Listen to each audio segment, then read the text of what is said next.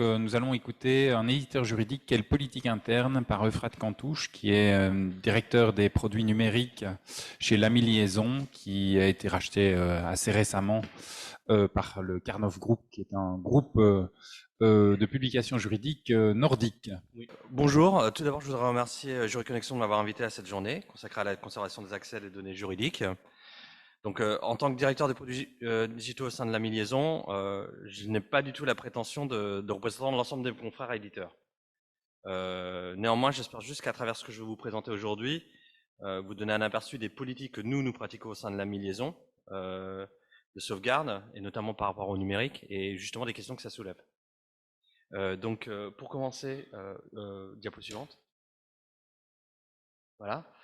Je vais juste vous présenter les archives. Donc, une brève introduction pour vous donner un peu un contexte du fonds que nous avons au sein de divers produits que nous possédons, que vous présentons à un client. En arrière. Ouais, ça va trop vite. Voilà. Bon. Des archives chez Lamy Liaison et après des questions et des évolutions que ça remonte. Donc, pour commencer, pour donner un peu de contexte, comme bon nombre d'entre vous, la diapo suivante. Comme bon nombre d'entre vous le savent déjà, Lamy Liaison est connue pour sa grande intériorité et surtout qu'il ne faut pas oublier que quand on parle de fonds juridiques, on parle à la fois de documentation officielle, mais aussi de doctrine et de moi, ce que je communément appelle contenu auteur, hein, parce qu'en fait c'est ce qu'on utilise dans le monde anglo-saxon. En fait. Et si on regarde là, je vais vous passer les détails, c'est juste quelques extraits pris comme ça. Nous avons bien sûr une grande intériorité au niveau des jurisprudences, de la législation, dans différentes juridictions, et bien sûr l'intégralité des fonds Lamy Liaison, qui ont différentes antériorités en fonction aussi de l'âge des revues ou des contenus eux-mêmes. Je ne vais même pas m'étendre plus que ça là-dessus pour une bonne et simple raison, c'est qu'il y a un espace dédié sur nos sites qui vous donne toutes ces informations-là avec énormément de détails. C'est-à-dire qu'au sein de Lamy Line, pour chaque guide, vous pouvez voir l'antériorité de chacune de ces publications. Donc, c'était juste pour donner un peu de contexte. Pour commencer, si on prend le cas, diapo suivante, voilà. Donc, sachant qu'il y a une telle diversité de contenus et de domaines dans ces fonds, quelle politique de conservation ou d'archivage on pratique pour ces contenus au sein de Lamy Liaison? Ça dépend. Ça dépend. Et chez nous, en fait, dans le cas de Lamy Liaison, il y a okay, ça suit la politique d'archivage et de conservation des données. On peut se dire qu'elle se oriente autour de trois types de fonds ou trois axes. Si vous prenez par exemple la presse, que ce soit un quotidien, un hebdomadaire ou un mensuel, à partir du moment que le numéro paraît et qu'il est en ligne, de facto, on va partir du principe qu'il est archivé. C'est-à-dire qu'il est mis à disposition et il reste à disposition. Après, au niveau de sa présentation et de sa mise à disposition, il change de lieu au fil de l'eau que les numéros apparaissent. Je donne un exemple d'un mensuel. C'est le dernier numéro qui va apparaître et il devient une archive quand le numéro plus récent vient de le remplacer. Après, vous allez dans notre site, la façon dont on le présente, vous avez sur une année calendaire tous les numéros de l'année calendaire. Et si vous voulez aller voir les années précédentes, il y a une section dédiée comme ça, qu'on communément on appelle les archives. On applique la même politique avec les hebdomadaires, les quotidiens et ainsi de suite. Donc pour la presse, le problème ne se pose pas vraiment dans le sens où il y a des numéros qui suivent une périodicité très déterminée et sur lequel il est très facile de simplement dire, une fois que le nouveau numéro est arrivé, il y a une archive qui est générée. En fait, l'archive est générée dès l'apparition.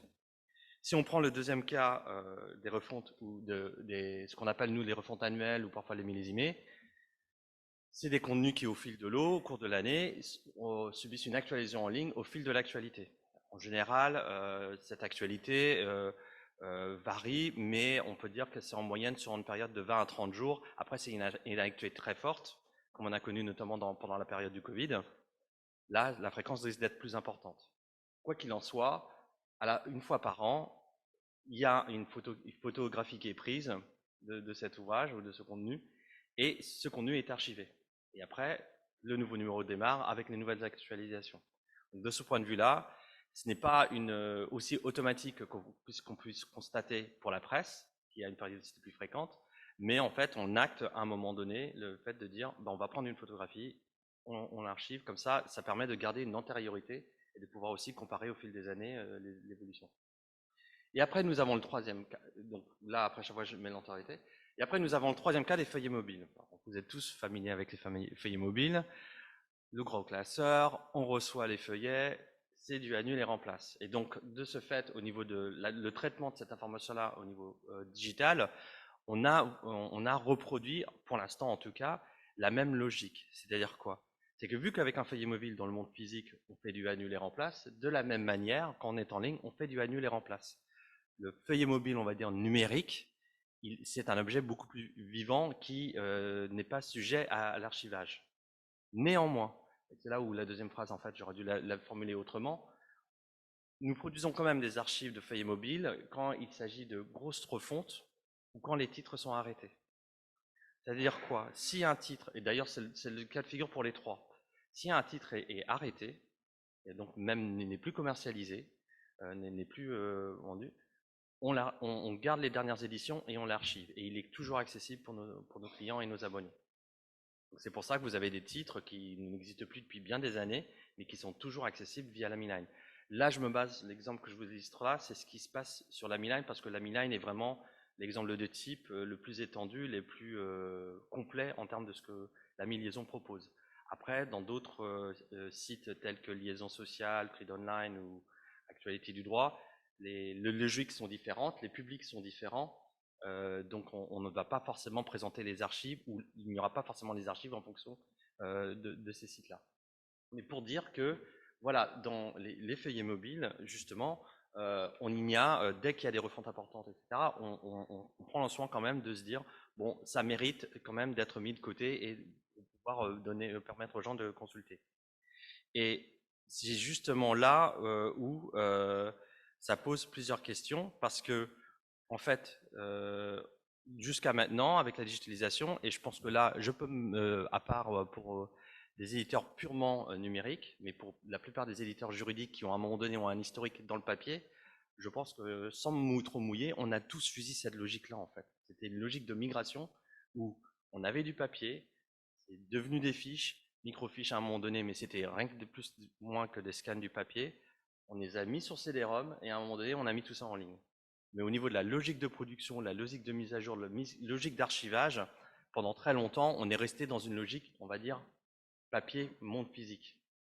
Et c'est là où on commence justement à avoir des problèmes. Enfin, parce que justement, dans le numérique, on n'y a pas on peut pas reproduire exactement le comportement qu'on a dans le papier. Et justement, donc prochaine diapositive. Et donc le constat est lequel? C'est que si on devait prendre les fonds juridiques dans leur ensemble, pour la documentation officielle, la question se pose moins. Une décision est prise, un arrêté, un code, il est publié, on l'archive, on le date. Et les seules problématiques qu'il puisse avoir, et d'ailleurs c'est pour ça qu'on a mis à disposition un service de ce genre, c'est l'accessibilité ou l'historique de certaines décisions ou textes.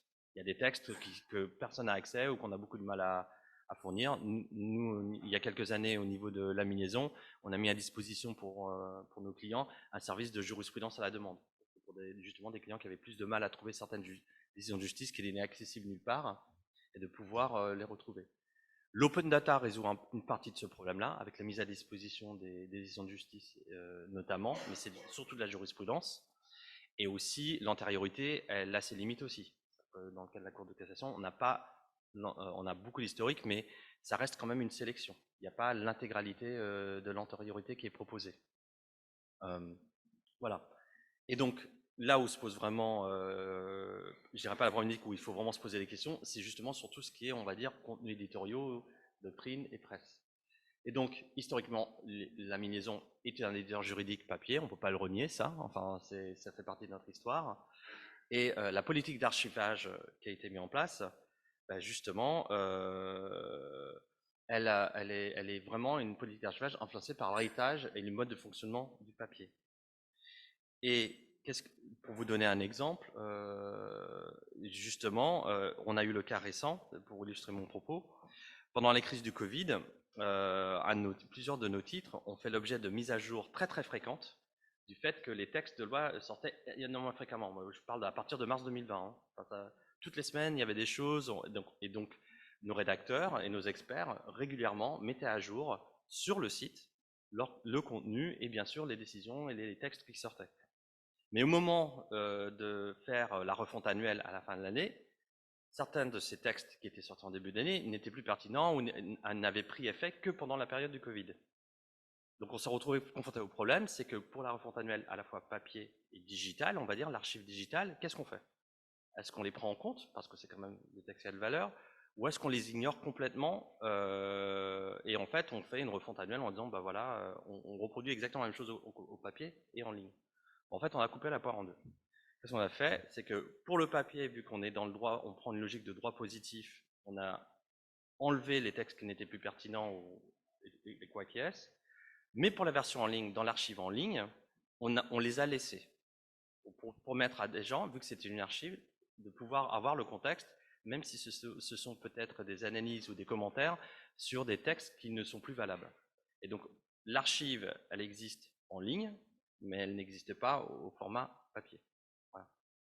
Et c'est là où on arrive justement à...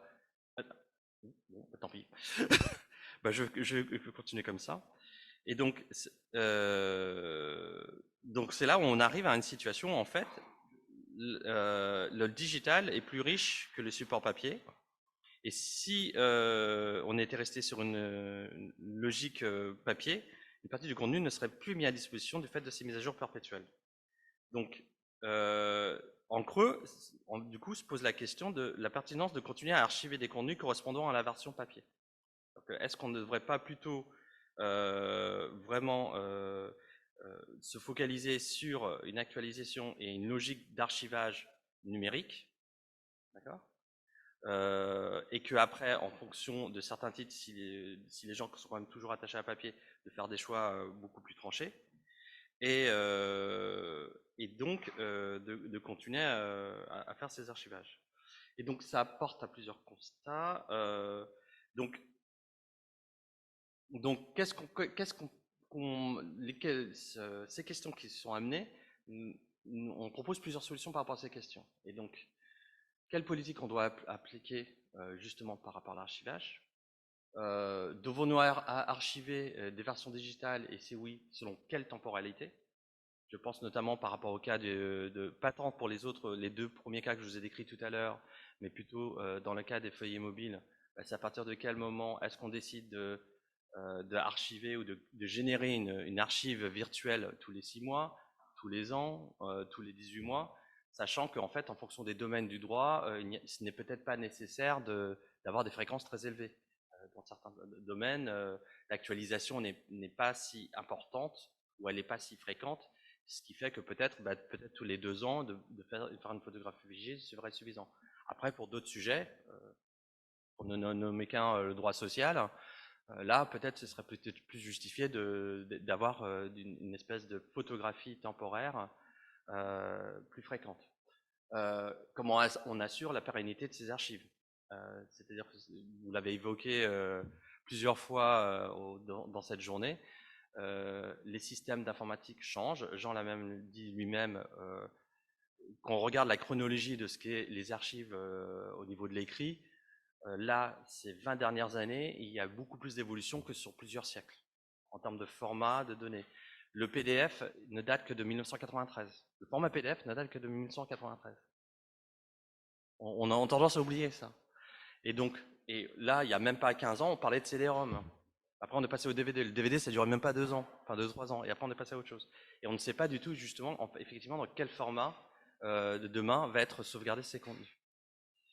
Et bien sûr, faisant partie d'une entreprise privée qui a des enjeux économiques, quel est le coût nécessaire ou l'investissement nécessaire à cet archivage par rapport aussi à la réalité de l'usage. Parce qu'on parle beaucoup d'archives, mais moi je regarde beaucoup les stats d'usage aussi au niveau de nos produits des fois, et il y a des archives qui sont certes très utilisées, mais il y en a d'autres qu'on met à disposition parce qu'on s'est rentré dans une mécanique qui ne le sont quasiment pas. Quand je dis quasiment pas, c'est à peine une dizaine de fois dans l'année. Donc en fait, on n'est pas par rapport à les autres personnes qui sont exprimées aujourd'hui, qui ont une responsabilité du fait des institutions publiques, en tant qu'acteur privé, malheureusement, on n'a pas forcément les mêmes priorités. Et donc les solutions et voies d'investigation possibles par rapport à ça sont notamment de décorréler les archives digitales du contenu papier en papier, de ne plus se baser sur un planning papier et d'archiver sur des civils, et peut-être aussi de mettre en place des services vraiment dédiés à l'archivage en tant que tel. C'est déjà quelque chose qui se passe dans d'autres médias. Je vous épargne les exemples. Je ne sais pas, je ne veux pas faire de sondage ici, mais combien d'entre vous ont un compte Spotify, par exemple?